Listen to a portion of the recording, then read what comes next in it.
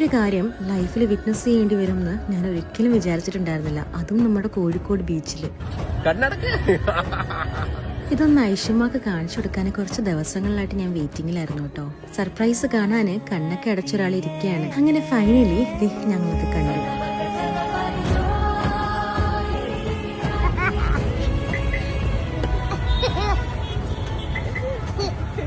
അവളുടെ ചിരി കാണുമ്പോൾ അറിയാം അവളുടെ മമ്മേനെ ഇത്രയും വലിയ സ്ക്രീനിൽ കാണുമെന്ന് അവൾ ഒരിക്കലും പ്രതീക്ഷിച്ചിട്ടുണ്ടായിരുന്നില്ല. ഐഷ മാത്രമല്ല കേട്ടോ, ഞാനും ഒരിക്കലും പ്രതീക്ഷിച്ചിട്ടുണ്ടായിരുന്നില്ല.